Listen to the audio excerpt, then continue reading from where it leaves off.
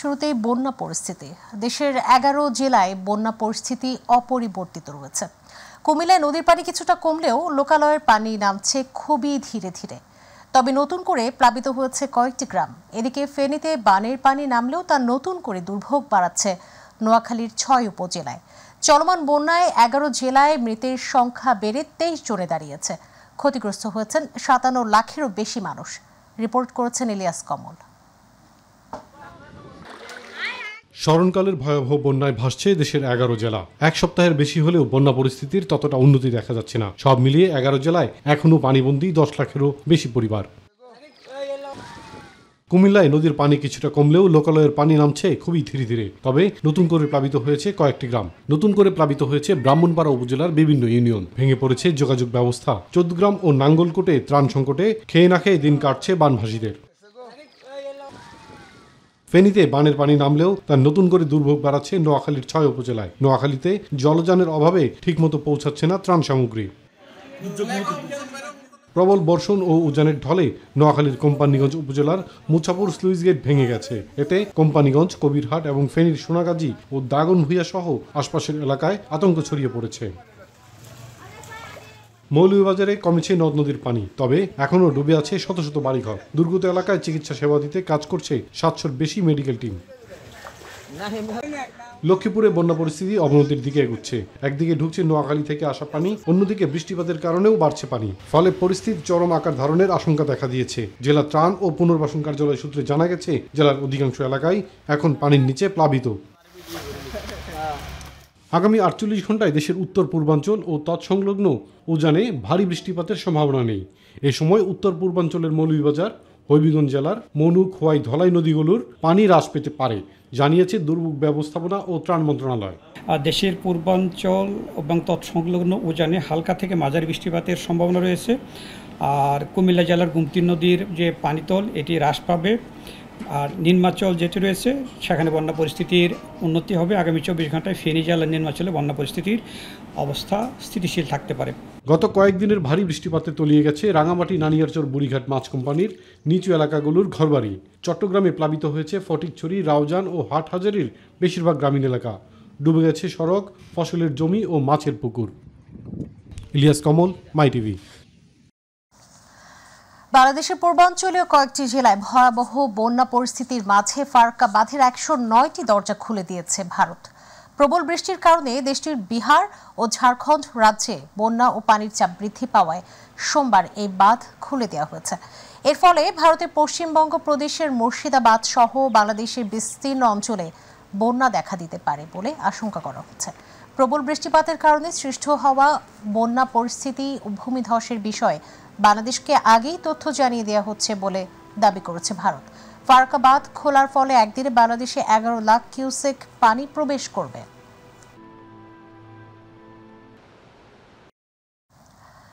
বন্যায় ক্ষতিগ্রস্ত সবাইকে পুনর্বাসন করা হবে বলে জানিয়েছেন স্বরাষ্ট্র উপদেষ্টা অবসরপ্রাপ্ত লেফটেন্যান্ট জেনারেল জাহাঙ্গীর আলম চৌধুরী। কুমিল্লায় বন্যা পরিস্থিতি পর্যবেক্ষণ শেষে সাংবাদিকদের তিনি জানান, বন্যায় ক্ষতিগ্রস্তদের পুনর্বাসন করা হবে, তবে এর জন্য সময় দিতে হবে, তাড়াহুড়ো করা যাবে না। গোমতী নদীর প্রতিরক্ষা বাঁধ ভেঙে সবচেয়ে বেশি প্লাবিত হয়েছে কুমিল্লার বড়িচং উপজেলা। এখানকার দুর্গম এলাকায় অনেক পানিবন্দী মানুষ আটকে আছে বলেও স্বজনরা বলছেন। তবে যাতায়াত ব্যবস্থা ভেঙে পড়ায় এবং নৌকা বা স্পিড বোটের অভাবে অনেককে উদ্ধার করা যাচ্ছে না বলে তারা জানিয়েছেন। এই অবস্থার মধ্যে সোমবার বড়িচং উপজেলা পরিদর্শনে গিয়েছেন রিলিফের কোনো অভাব হবে না, ঔষধেরও কোনো অভাব হবে না। ঠিক আপনারা কারেক্টলি বলছেন যে অনেক জায়গায় যেতে খুব অসুবিধা হচ্ছে, আপনারা সাহায্য সহযোগিতা করবেন, অবশ্যই সব জায়গায় এটা পৌঁছে যাবে। শুভ জন্মাষ্টমী উপলক্ষে দেশের সকল হিন্দু ধর্মাবলম্বীদের শুভেচ্ছা ও অভিনন্দন জানিয়েছেন রাষ্ট্রপতি মোহাম্মদ শাহাবুদ্দিন ও প্রধান উপদেষ্টা ডক্টর মোহাম্মদ ইউনূস। সকালে বঙ্গভবনের শুভেচ্ছা বিনিময় অনুষ্ঠানে দেশকে এগিয়ে নিতে সকল ভেদাভেদ ভুলে সবাইকে একসঙ্গে কাজ করার আহ্বান জানিয়েছেন রাষ্ট্রপতি। এ সময় বানভাসী মানুষের পাশে দাঁড়াতে দেশবাসীর প্রতি নির্দেশনা দেন তিনি। আরও জানাচ্ছেন রাকিব হাসান। হিন্দু সম্প্রদায়ের অন্যতম প্রধান ধর্মীয় উৎসব শুভ জন্মাষ্টমী উপলক্ষে সকালে বঙ্গভবনের দরবার হলে আয়োজন করা হয় শুভেচ্ছা বিনিময় অনুষ্ঠানের। এ সময় রাষ্ট্রপতি মোহাম্মদ শাহাবুদ্দিনকে ফুল দিয়ে শুভেচ্ছা জানান হিন্দু ধর্মাবলম্বীরা। শুভ জন্মাষ্টমী উপলক্ষে রাষ্ট্রপতি তার বক্তব্যে দেশের সকল হিন্দু ধর্মাবলম্বীকে আন্তরিক শুভেচ্ছা ও অভিনন্দন জানান। আমি দেশের সকল হিন্দু ধর্মাবলম্বীকে জানাই আন্তরিক শুভেচ্ছা ও অভিনন্দন। দেশের বন্যা পরিস্থিতি তুলে ধরে বানবাসী মানুষের পাশে দাঁড়াতে দেশবাসীর প্রতি আহ্বান জানান তিনি। এবছর আমরা এমন একটি সময় জন্মাষ্টমী উৎসব উদযাপন করছি যখন ভয়াবহ বন্যায় বাংলাদেশের দক্ষিণ পূর্বাঞ্চলের 11টি জেলা ব্যাপকভাবে ক্ষতিগ্রস্ত হয়েছে। দেশের এই সংকটকালে বানভাসী মানুষের পাশে দাঁড়ানোর জন্য আমি দেশবাসীর প্রতি উদাত্ত আহ্বান জানাচ্ছি। বাংলাদেশ সাম্প্রদায়িক সম্প্রীতির দেশ উল্লেখ করে দেশকে এগিয়ে নিতে ধর্ম বর্ণ নির্বিশেষে সকল ভেদাভেদ ভুলে দেশকে এগিয়ে নিয়ে যাওয়ার পরামর্শ দেন রাষ্ট্রপতি। আন্তর্জাতিক পরিমণ্ডলে আমাদের সম্প্রীতি ও সাংস্কৃতিক ঐতিহ্যকে তুলে ধরতে সমাজের ধর্মীয় সম্প্রীতি বজায় রাখার পাশাপাশি পরম সহিষ্ণু ও সহনশীল আচরণ করতে আমি সকলের প্রতি আহ্বান জানাচ্ছি। আসুন ধর্ম বর্ণ ও দলমত নির্বিশেষে সবাই দেশকে এগিয়ে নিতে একযোগে কাজ করি। পরে সকলের সাথে শুভেচ্ছা বিনিময় করেন রাষ্ট্রপতি মোহাম্মদ শাহাবুদ্দিন। এদিকে দুপুরে দিনটি উপলক্ষে নিজ বাসভবন যমুনায় ধর্মীয় নেতৃবৃন্দের সাথে শুভেচ্ছা বিনিময় করেন অন্তর্বর্তী সরকারের প্রধান উপদেষ্টা ডক্টর মোহাম্মদ ইউনূস। রাকিব হাসান, মাইটিভি, ঢাকা। চাকরি স্থায়ীকরণের দাবিতে সচিবালয় অবরুদ্ধ করে ভাঙচুর ও হামলার ঘটনায় রাজধানীর পৃথক 4 থানার মামলায় গ্রেফতার 390 জন আনসারকে কারাগারে পাঠানোর আদেশ দিয়েছেন আদালত। এর মধ্যে রমনা, শাহবাগ, পল্টন ও বিমানবন্দর থানার পৃথক 4 মামলায় তাদের কারাগারে আটকে রাখার আবেদন করা হয়। ঢাকার মেট্রোপলিটন ম্যাজিস্ট্রেট মোহাম্মদ মোশাররফ হোসেনের আদালত শুনানি শেষে এই আদেশ দিয়েছেন। এসব মামলার অভিযোগে বলা হয়েছে, বাংলাদেশ সচিবালয় রাষ্ট্রের একটি গুরুত্বপূর্ণ প্রতিষ্ঠান তথা কেপিআই জানা সত্ত্বেও আনসার সদস্যরা কোনো অসৎ উদ্দেশ্যে অবস্থান করতে থাকে। এক পর্যায়ে রাত 9:30টার দিকে বৈষম্য বিরোধী ছাত্র আন্দোলনকারীরা ঘটনাস্থলে এলে তারা তাদের দিকে ইট পাটকেল নিক্ষেপ করে। এতে অসংখ্য পথচারী ও বৈষম্য বিরোধী ছাত্র আন্দোলনকারীরা গুরুতর আহত হন। আনসার সদস্যরা রাস্তার উপর আগুন ধরিয়ে দেয় এবং রাস্তায় চলাচলরত বিভিন্ন গাড়ি ভাঙচুর করতে থাকে।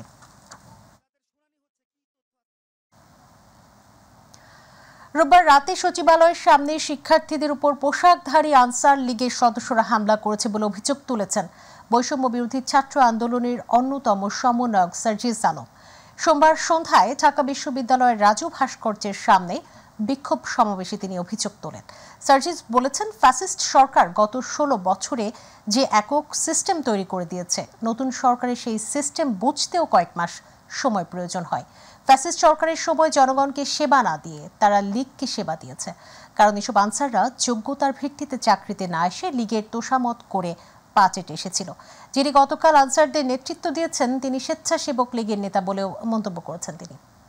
আমরা বিশ্বাস করি ওখানে যারা ছিল তারা আনসার বাহিনীর সদস্য নয়, তারা হচ্ছে আনসার লীগের সদস্য, যারা তাদের সময় জনগণকে সেবা না দিয়ে ওই লীগকে সেবা দিয়ে এসেছে। যারা যোগ্যতার ভিত্তিতে সে স্থানটিতে না এসে লীগের তোষামত করে পা চেটে ওইখানে এসেছিল। তারা গতকালকে সকালে যখন ওখানে আসে, আমাদের ছাত্র প্রতিনিধি যারা 2 জন অন্তর্বর্তীকালীন সরকারে রয়েছে, তারা মাননীয় স্বরাষ্ট্র উপদেষ্টা সহ অন্যান্য উপদেষ্টাদের সাথে ওই বিষয়ে কথা বলছিল। তাদের একাধিক আলোচনা হয়েছে। এরপরে আমি এবং হাসনাত আব্দুল্লাহ আমাদের স্বাস্থ্য এবং আমাদের যারা আহত ও শহীদ ভাইরা রয়েছেন তাদের বিষয়ে কথা বলতে মাননীয় স্বাস্থ্য উপদেষ্টার কাছে যাই, এবং আমরা যখন বাইরে ওই কিছু আনসার সদস্যদেরকে দেখি, আমরা তখন তাদের বিষয়েও কথা বলতে মাননীয় স্বরাষ্ট্র উপদেষ্টার কাছে যাই। অর্থাৎ ছাত্র জনতা যে কোনো সময় বাংলাদেশের নাগরিকের যে কোনো দাবির জন্য সেটি শুনতে প্রস্তুত এবং সেটি আলোচনা করতে প্রস্তুত। আনসাররা অসম্ভব এবং অবাস্তব দাবি তুলেছিল বলে জানিয়েছেন আইন উপদেষ্টা অধ্যাপক ডক্টর আসিফ নজরুল। তিনি বলেছেন, আনসারের ছদ্মবেশে যারা এসেছিল তারা কোনো দাবির এজেন্ডা ছিল না, ছাত্ররা তা মোকাবেলা করেছে। সকালে আহত বৈষম্য বিরোধী ছাত্র আন্দোলনের অন্যতম সমন্বয়ক হাসনাত আবদুল্লাহ সহ বেশ কয়েকজন শিক্ষার্থীকে হাসপাতালে দেখতে গিয়ে তিনি একথা বলেন।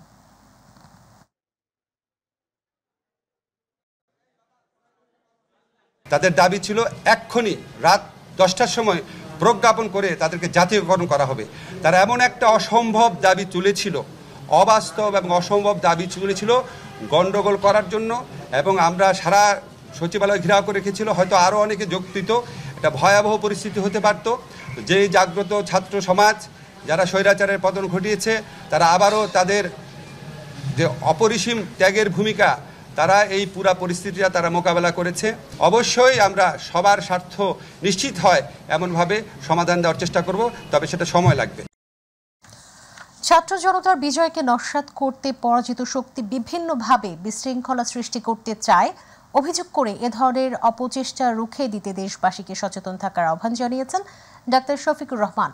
রোববার সচিবালয়ে আনসারদের হাতে আহত বৈষম্য বিরোধী ছাত্র আন্দোলনের অন্যতম সমন্বয়ক হাসনাত আবদুল্লাহকে ঢাকা মেডিকেল কলেজ হাসপাতালে দেখতে গিয়ে জামাতে ইসলামীর আমির এ মন্তব্য করেন।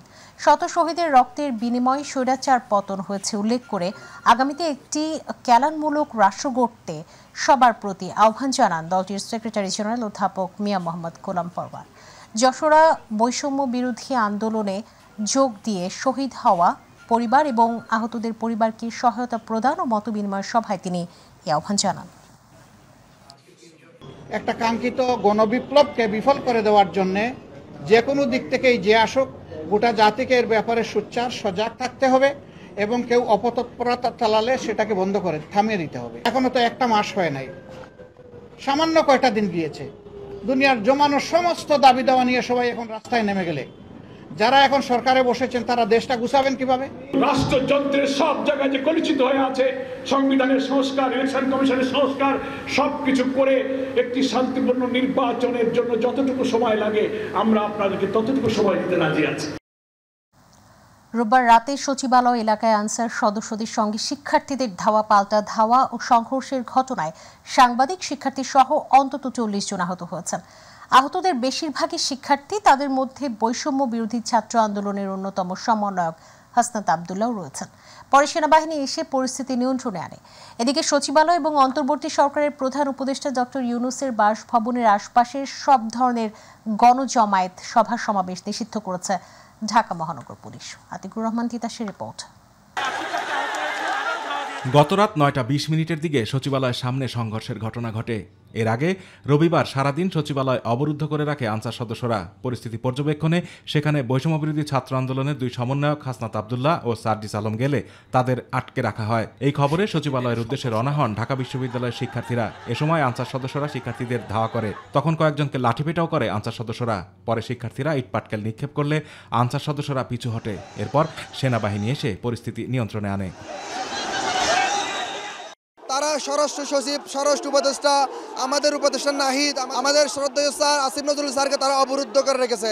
আপনাদের আন্দোলন অবশ্যই যৌক্তিক, তবে সেটা এই বন্যার্ত পরিস্থিতি থেকে আমরা উত্তরণ হই, তারপরে আপনারা আপনাদের দাবিগুলো জানান। এই অবস্থা অন্তত জানাইন না, এই কথা বলাই তাদের কাছে লেগে গেছে। এই জন্য আজকে আমরা এই অবস্থা। আনসার সদস্যদের সঙ্গে শিক্ষার্থীদের সংঘর্ষে অসুস্থ হয়ে পড়েন বৈষম্য বিরোধী ছাত্র আন্দোলনের অন্যতম সমন্বয়ক হাসনাত আবদুল্লাহ। রাতে অসুস্থ অবস্থায় তাকে ঢাকা মেডিকেল কলেজ হাসপাতালে ভর্তি করা হয়। এরা আনসারের পোশাক পরে ফ্যাসিস্টের কিছু কুচক্রী দালালগুলো এখানে আসছিল, তাদের উদ্দেশ্য ভিন্ন ছিল। এদিকে সচিবালয় এবং অন্তর্বর্তী সরকারের প্রধান উপদেষ্টা ডক্টর ইউনূসের বাসভবনের আশেপাশে সব ধরনের গণজামায়াত, সভা সমাবেশ নিষিদ্ধ করেছে ঢাকা মহানগর পুলিশ। রাতে ডিএমপি কমিশনার মোহাম্মদ মাইনুল হাসান স্বাক্ষরিত এক গণবিজ্ঞপ্তিতে এ তথ্য জানানো হয়। আতিকুর রহমান তিতাস, মাই টিভি। জাতীয় সমাজতান্ত্রিক দল জাসদ সভাপতি ও সাবেক তথ্যমন্ত্রী হাসানুল হক ইনুকে গ্রেফতার করেছে ঢাকা মহানগর পুলিশ ডিএমপি। তার বিরুদ্ধে একাধিক মামলা রয়েছে। সোমবার রাজধানীর উত্তরার একটি বাসা থেকে আটক করা হয় তাকে। গত 5 আগস্ট আওয়ামী লীগ সরকারের পতনের পর সারা দেশের বিভিন্ন জায়গায় ইনুর বিরুদ্ধে একাধিক মামলা হয়েছে। এর আগে বৃহস্পতিবার রাজধানীর গুলশান থেকে বাংলাদেশ ওয়ার্কার্স পার্টির সভাপতি ও সাবেক সংসদ সদস্য রাশেদ খান মেননকে গ্রেফতার করে ঢাকা মহানগর পুলিশ। গ্রেফতারের পর তাকে ডিবি কার্যালয় নিয়ে জিজ্ঞাসাবাদ করা হচ্ছে। বৈষম্য বিরোধী ছাত্র আন্দোলন চলাকালে আদাবর থানা এলাকায় পোশাক শ্রমিক রুবেল হত্যা মামলায় আওয়ামী লীগের প্রচার ও প্রকাশনা সম্পাদক আব্দুস সোবহান মিয়া গোলাপের ৭ ও ৭১ টেলিভিশন থেকে চাকরিচ্যুত head of news Shakil Ahmed এবং প্রিন্সিপাল করেসপন্ডেন্ট ফারজানা রূপার 5 দিনের রিমান্ড মঞ্জুর করেছেন আদালত। সোমবার ঢাকায় মেট্রোপলিটন ম্যাজিস্ট্রেট মোশাররফ হোসেন শুনানি শেষে এই রিমান্ড মঞ্জুর করেন। রোববার রাজধানীর পশ্চিম নাখালপাড়া থেকে গোলাপকে গ্রেফতার করা হয়। গত ২১ আগস্ট শাকিল আহমেদ ও ফারজানা রূপাকে শাহজালাল আন্তর্জাতিক বিমানবন্দর থেকে গ্রেফতার করা হয়। প্রধান উপদেষ্টা অধ্যাপক ডক্টর মোহাম্মদ ইউনূসের বক্তব্যে আশাবাদী হলেও নির্বাচনের রোডম্যাপে বিষয় স্পষ্ট না থাকায় ধোঁয়াশা কাটেনি বলে মন্তব্য করেছেন মির্জা ফখরুল ইসলাম আলমগীর। সোমবার জাতির উদ্দেশ্যে দেয়া প্রধান উপদেষ্টার বক্তব্যের প্রতিক্রিয়ায় তিনি এ মন্তব্য করেছেন। আনসারের পোশাকধারীদের সচিবালয় ঘেরাওকে অশনি সংকেত বলে মন্তব্য করে বিজয়কে নস্যাৎ করে দেওয়ার জন্য পরাজিত শক্তি বিভিন্নভাবে চক্রান্ত করছে বলেও অভিযোগ করেন মির্জা ফখরুল ইসলাম আলমগীর। মাহবুব সৈকত জানাচ্ছেন বিস্তারিত। জাতীয় পার্টির অন্যতম প্রতিষ্ঠাতা প্রয়াত কাজী জাফর আহমেদের স্মরণে জাতীয় প্রেস ক্লাবে আলোচনা সভার আয়োজন করে জাতীয় পার্টি কাজী জাফর আহমেদ গ্রুপ। প্রধান অতিথির বক্তব্যে বিএনপি মহাসচিব রোববার জাতির উদ্দেশ্যে অন্তর্বর্তী সরকারের প্রধান উপদেষ্টা ডক্টর মোহাম্মদ ইউনূসের বক্তব্যের প্রতিক্রিয়া জানান। এখনো আমার ধোঁয়া আসে, যে অবস্থাটা সেটা পরিষ্কার হয়নি, কারণ আমরা আশা করেছিলাম তিনি একটা রোড ম্যাপ দেবেন, এটা আমরা কিন্তু ওনার বক্তব্যের মধ্যে পাইনি।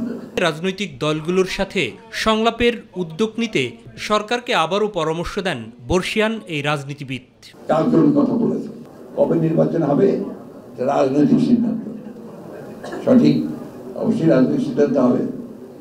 তো এই রাজনৈতিক সিদ্ধান্ত নেওয়ার জন্য তো রাজনৈতিক নেতা, রাজনৈতিক দল, রাজনৈতিক ব্যক্তিদের সঙ্গে আলোচনা করতে হবে। স্বৈরাচারের বিরুদ্ধে লড়াই করতে গিয়ে বিরোধী নেতাকর্মীদের নামে মিথ্যা এবং গায়েবী মামলাসমূহ তুলে নিতেও অন্তর্বর্তী সরকারের প্রতি আহ্বান জানান তিনি। আমরা পত্রিকায় দেখলাম যে প্রধান উপদেষ্টার মামলা চলে গেছে, আরেকজন উপদেষ্টারও মামলা উঠানো হয়েছে। আমাদের একজন মানুষও নাই, বিএনপি বলেন, জামাত বলেন, এই আপনার আমরা এখানে যারা বসে আছি, যাদের বিরুদ্ধে মিথ্যা মামলা নাই, সেগুলোকে অবিলম্বে তুলে ফেলতে হবে।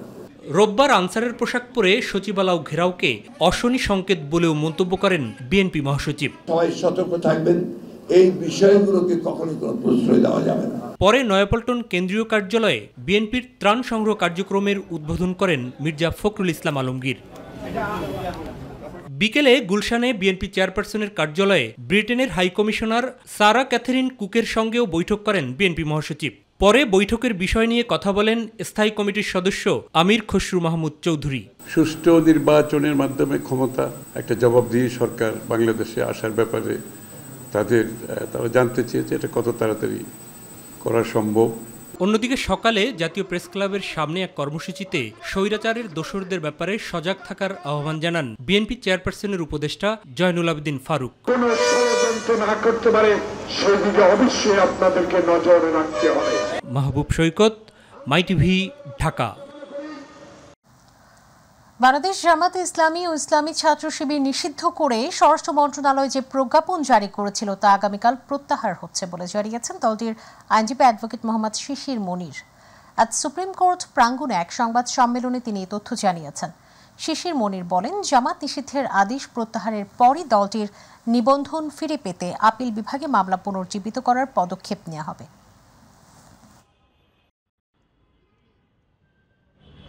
বাতিল করেছিল যে কয়টা কারণ, তার মধ্যে সর্বশেষ কারণ ছিল যে তাদের কাছে, তৎকালীন সরকারের কাছে নির্ভরযোগ্য তথ্য আছে যে জামাত ইসলামী এবং তার অঙ্গ সংগঠনগুলো সন্ত্রাসী কর্মকাণ্ডের সঙ্গে জড়িত। অথচ কী ধরনের সন্ত্রাসী কর্মকাণ্ড, কী সেই সন্ত্রাস, কী সেই অ্যাক্টিভিটি, এই মর্মে কোনো ব্যাখ্যা তৎকালীন সরকার দেয়নি। আমরা বর্তমান সরকারকে এটা বলেছি যে আপনাদের কাছে যদি কোনো নির্ভরযোগ্য তথ্য থাকে, কোনো সুনির্দিষ্ট তথ্য থাকে, তাও আপনারা আমাদের দেখাতে পারেন। গণতান্ত্রিক ধারা ফিরিয়ে আনতে দ্রুততম সময়ের মধ্যে রাজনৈতিক দলগুলোর সাথে আলোচনা করার জন্য অন্তর্বর্তী সরকারের প্রতি আহ্বান জানিয়েছে এবি পার্টি। রাজধানীতে দলটির কেন্দ্রীয় কার্যালয় প্রধান উপদেষ্টার ভাষণ নিয়ে প্রতিক্রিয়া তুলে ধরতে করা হয় সংবাদ সম্মেলন। এতে এবি পার্টির সদস্য সচিব মুজিবুর রহমান মঞ্জু এই দাবি তুলে ধরেছেন। সংস্কারের কালক্ষেপণ হলে পরাজিত শক্তি বিভিন্নভাবে দেশে অস্থিতিশীল পরিবেশ সৃষ্টির পায়তারা চালাবে বলেও মন্তব্য করেন দলটির নেতারা। ধর্ম ব্যবসায়ীরা ধর্ম নিয়ে রাজনীতি করে, বিভেদ সৃষ্টি করে। তাদের বিপরীতে দেশের স্বার্থে সবাইকে এক হওয়ার আহ্বান জানিয়েছেন অন্তর্বর্তী সরকারের আইন উপদেষ্টা ডক্টর আসিফ নজরুল। আর তথ্য ও সম্প্রচার উপদেষ্টা নাহিদ ইসলাম মনে করেন, সংখ্যালঘু সম্প্রদায় অনিরাপদ থাকলে পুরো বাংলাদেশ অনিরাপদ থাকবে। রাজধানীর পলাশীতে মহাজন্মাষ্টমী তিথি উপলক্ষে ঐতিহাসিক কেন্দ্রীয় জন্মাষ্টমী মিছিলের উদ্বোধনী অনুষ্ঠানে তারা এসব কথা বলেন। এসএমআরএফের রিপোর্ট। রাজধানীর পলাশীতে মহা জন্মাষ্টমী তিথি উপলক্ষে ঐতিহাসিক কেন্দ্রীয় জন্মাষ্টমী মিছিল আয়োজন করে সনাতন ধর্মাবলম্বীরা। বর্ণাঢ্য আয়োজনের অনেকখানি আমরা বাদ দিয়ে সেই বানবাসী মানুষের পাশে দাঁড়ানোর সিদ্ধান্ত নিয়েছি। উদ্বোধনী অনুষ্ঠানে অন্তর্বর্তী সরকারের তথ্য সম্প্রচার উপদেষ্টা নাহিদ ইসলাম জানান, বিগত বছরগুলোতে সংখ্যালঘু সম্প্রদায়কে রাজনৈতিক হাতিয়ার হিসেবে ব্যবহার করা হয়েছে। সংখ্যালঘু সম্প্রদায়কে বারবার রাজনৈতিক টুল হিসেবে ব্যবহার করা হয়, রাজনৈতিক ভোট ব্যাংক হিসেবে ব্যবহার করা হয়, কিন্তু দিন শেষে দেখা যায় তাদের পাশে কেউই দাঁড়ায় না। যখন হামলা হয় তখন সবাই প্রতিশ্রুতি দেয় যে বিচার করা হবে, কিন্তু কোনো একটি বিচার কিন্তু আমরা দেখতে পাইনি এই বাংলাদেশে। আমরা মনে করি একটি নতুন বাংলাদেশের আমরা স্বপ্ন দেখছি। যদি এই নতুন বাংলাদেশ ইনক্লুসিভ না হয়, এই নতুন বাংলাদেশের স্বপ্নে যদি সকল জনগোষ্ঠী একমত না হতে পারে, অন্তর্ভুক্তি না হতে পারে, তাহলে এই বাংলাদেশ কিন্তু এই বাংলাদেশের স্বপ্নটি ব্যর্থ হবে। ধর্ম নিয়ে বিভেদ সৃষ্টিকারীদের বিরুদ্ধে সবাইকে এক হওয়ার আহ্বান জানান আইন উপদেষ্টা ডক্টর আসিফ নজরুল। ধর্ম ব্যবসায়ী এবং ধর্ম নিয়ে রাজনীতি করা মানুষকে, মহলকে, সেটা যে দেশেরই হোক, বাংলাদেশের হোক, তাকে অবশ্যই পরাজিত করে আমরা আজকে বৈষম্য বিরোধী ছাত্র আন্দোলন আমাদের দেশ গড়ার যে মহাসুযোগ এনে দিয়েছে, সেই সুযোগকে কাজে লাগিয়ে বাংলাদেশকে আমরা উত্তরোত্তর সমৃদ্ধির দিকে নিয়ে যাব। পলাশী থেকে ঐতিহাসিক কেন্দ্রীয় জন্মাষ্টমী মিছিলটি বিভিন্ন রাস্তা প্রদক্ষিণ করে লক্ষ্মীবাজারের বাহাদুর শাহ পার্কে গিয়ে শেষ হয়। এসএম আরিফ, মাই টিভি, ঢাকা। 2025 সালের পবিত্র হজের প্রাথমিক নিবন্ধন শুরু হচ্ছে আগামী 1 সেপ্টেম্বর। সরকারি বেসরকারি দুই মাধ্যমেই এই নিবন্ধন কার্যক্রম চলবে 30 নভেম্বর পর্যন্ত। ধর্ম বিষয়ক মন্ত্রণালয়ের জনসংযোগ কর্মকর্তা মোহাম্মদ আবু বকর সিদ্দিক স্বাক্ষরিত এক বিজ্ঞপ্তিতে আজ এই তথ্য জানানো হয়। এতে বলা হচ্ছে, আগের কিংবা নতুন প্রাক নিবন্ধিত যে কোনো ব্যক্তি 3 লাখ টাকা জমা দিয়ে প্রাথমিক নিবন্ধন করতে পারবেন। হজ প্যাকেজ মূল্যের অবশিষ্ট টাকা প্যাকেজে নির্ধারিত সময়ের মধ্যে পরিশোধ করতে হবে। বিজ্ঞপ্তিতে জানানো হয়, সরকারি ও বেসরকারি উভয় মাধ্যমের প্রাক নিবন্ধন ফি 30,000 টাকা। 2025 সালে বাংলাদেশের জন্য হজযাত্রীদের কোটা 1,27,198 জন। এই কোটা পূর্ণ হলে স্বয়ংক্রিয়ভাবে প্রাথমিক নিবন্ধন কার্যক্রম বন্ধ হয়ে যাবে। নারায়ণগঞ্জের রূপগঞ্জ উপজেলার রূপসীতে গাজী টায়ার ফ্যাক্টরির কারখানায় আগুন নিয়ন্ত্রণে এসেছে। ফায়ার সার্ভিসের 12টি ইউনিটের 120 জন কর্মীর 21 ঘন্টা চেষ্টায় নিয়ন্ত্রণে আসে এই আগুন। এ ঘটনায় অন্তত 176 জন নিখোঁজ রয়েছেন বলে দাবি করছেন স্থানীয়রা। 26 আগস্ট সোমবার সন্ধ্যা পর্যন্ত 176 জন নিখোঁজের তালিকা করা হয়েছে বলে জানা গেছে। ফায়ার সার্ভিস অ্যান্ড সিভিল ডিফেন্সের প্রশিক্ষণ বিভাগের পরিচালক লেফটেন্যান্ট কর্নেল রেজাউল করিম বলেন, ডেমরা, আদমজি, ইপিজেড, 2500, নরসিংদী, কাঞ্চন, হাজীগঞ্জ, ঢাকার সিদ্দিক বাজার ফায়ার সার্ভিসের 11টি ইউনিটের চেষ্টায় আগুন নিয়ন্ত্রণে আসে। সংবাদ পেয়ে সেনাবাহিনী, র্যাব, পুলিশ, উপজেলা প্রশাসনের কর্মকর্তারা ঘটনাস্থলে আসেন। সর্বশেষ 14 জনকে উদ্ধার করা হয়েছে। হতাহতের খবর তদন্ত করে জানা যাবে।